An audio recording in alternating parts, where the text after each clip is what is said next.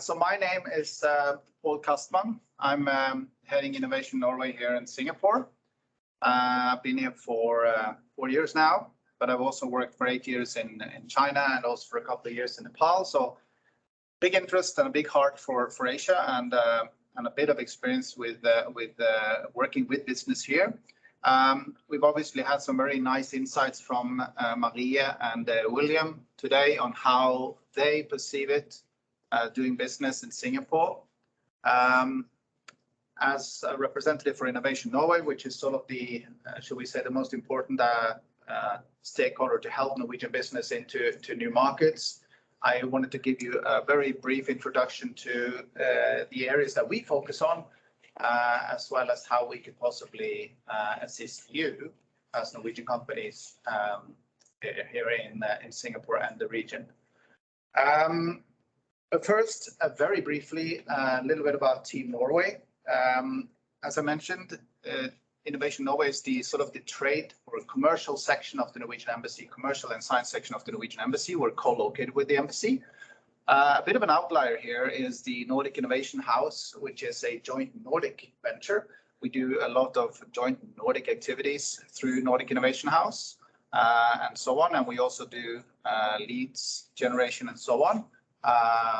And that's also an interesting stakeholder that I want to put into Team Norway, even though it's not purely Norwegian, is it? If we look at Innovation Norway in isolation, then we have approximately, well, we have not approximately, we have exactly 6 people in my office. We have Susanna Queck, that's working a lot on circular economy and health, food and beverage. And then we have Daniel, who's working on the maritime industry. He's got a background from Enterprise Singapore actually before. He's also worked for private companies and so on in China as a country manager, a lot of experience within maritime. There is Nico Ling, who's helping us out here with the technical part. You can't see him sitting behind there. He's got long experience within healthcare. He's worked a lot for hospitals here and so on. And then there is Per Christer Lund, a science and technology counselor working with the university. So if you have a connection up to the universities and the work that you do, if you're a research institution yourself, then of course Per Christer can help you with that. And there's Diana, of course, the most important person in the office, keeping track of everything. So, Singapore. As you know, or as you probably know by now, Singapore is a fairly important hub for Norwegian business in the region. If you talk to Singaporean authorities, they would say that there are approximately 500 Norwegian companies in Singapore. We find that number to be slightly inflated. We think it's around 200 to 240. They might also say that there are several thousand Norwegians here. We think that is also a little bit inflated. We would say maybe around 1,000 to 1,500. It has been a strategic partner for Norway since the mid-1800s, and primarily within the maritime field. But in recent years, we've also seen substantial diversification in that. Many new sectors that we are seeing a lot of opportunities within. Will was alluding to this in his presentation as well. Singapore is a very good ecosystem for doing business, not only in the region, but it's also so by global standards, scoring high in several areas such as IP protection, contract law, and also within the area of corruption. It's very safe to do business here and so on, which incidentally is also why a lot of companies do settle here and do business in the region from Singapore. Looking at more of the startup scene, perhaps, quite a few co-working spaces, accelerators and incubators, a lot of corporate incubation labs as well. And of course, a lot of investors and financing here. Will is part of that crew. So that's also an important aspect I think should be mentioned. It's a good landscape for setting up. When it comes to the confidence, we felt that it was very important as Team Norway to find out what is the status. We've been through a pandemic. What is the situation on the ground today for Norwegian companies?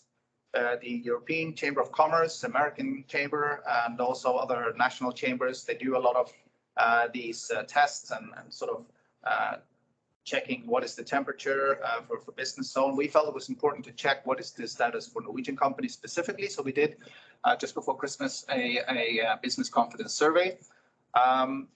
We were asking them about the regulatory framework. There have been some changes during the pandemic, made it a little bit difficult for companies in some respects. We wanted to see what the status is, as well as the hub function of Singapore. Is it still the same? Is it still important as a hub? Has it changed? And so on. We had 71 companies responding. The feedback was generally very good.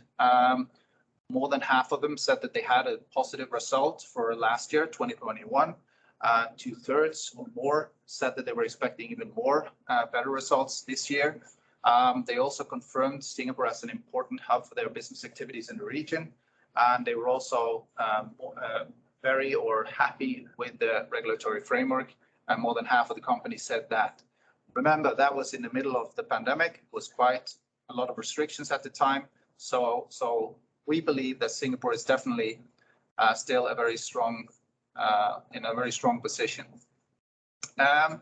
If we look at some of the areas that we are working in, listed on the right here, might want to mention a couple of the activities that we do. Within the maritime field, we have what we call a global growth program. We just had a visit from 9 Norwegian companies within this particular field, maritime digitalization and decarbonization, where we target a lot of the local stakeholders, set up meetings, matchmaking, and so on.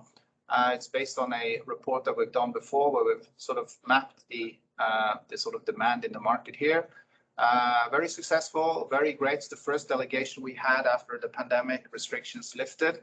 And we're following up on those leads now. And what we want to do is, as a sort of in the continuation of this, to establish what is called a high potential opportunity program, which means that we can work for more than 5-6 years together with key stakeholders within the maritime field, covering these areas that I mentioned, digitalization, decarbonization, and connecting them up to those opportunities that we see, specific opportunities in the market, and help position Norwegian companies in that area. So that's what we're going to do as a continuation of what we did in the Global Growth Program. Also want to mention one example within the energy field. We've established a regional business network. We have more than 50 companies part of it now. Reason being, as I said, it's an important hub. Most companies are present here. Some are present in other markets in the region.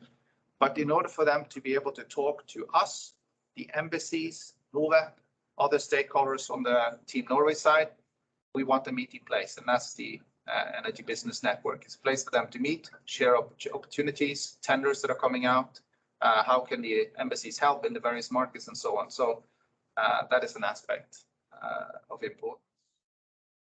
Within health tech, we've worked with that for several years now. We have now a Nordic Health Initiative ongoing. We're targeting specific Nordic Health 4.0, which is a derivation of Industry 4.0. It's technologies that help enhance efficiency and capacity at hospitals. We are also targeting regional markets, Singapore and Malaysia this year. Next year, we're doing Australia, possibly Indonesia. We're connecting these companies based on problem statements from hospitals here. And we are in the process of recruiting companies for that. And if you want more information, let me know, and we'll connect you with the right people at my place. And also I want to mention towards the bottom here, smart cities, circular economy. We're working a lot with the other Nordics, also within the capital city. New capital city is going to be built in Indonesia on East Kalimantan, or what some of you might know as Borneo. A lot of infrastructure projects coming as a consequence. We want to connect Nordic companies with those opportunities. So that's something that we're working on. And in addition, we have mentioned HPO, High Potential Opportunity in Maritime. Already have one up and running on circular economy, working closely with Norwegian stakeholders like, say, Toma, Cambi, connecting them up to big national tenders and so on. And we're also going to expand that into, well, we've already expanded it into food, circular or use of food waste. So that's also an area that we're focusing on within circular economy. So that's an area that you're interested in, let us know.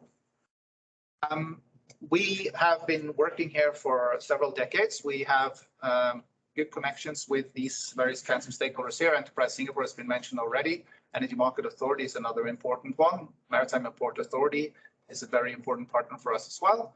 And then EDB and so on. All of these are important stakeholders from the government side in Singapore. And we also signed an MOU with Enterprise Singapore in 2020, I think, which covers collaboration within these various sectors that we are focusing on. Very important partners to us, and so on. So yeah, we can help connect you with these, and if you're interested in the market and if you need more information and so on. Finally, I want to mention this. We are inside of the Innovation Norway Tech Lab here in Singapore. It's a fairly new facility.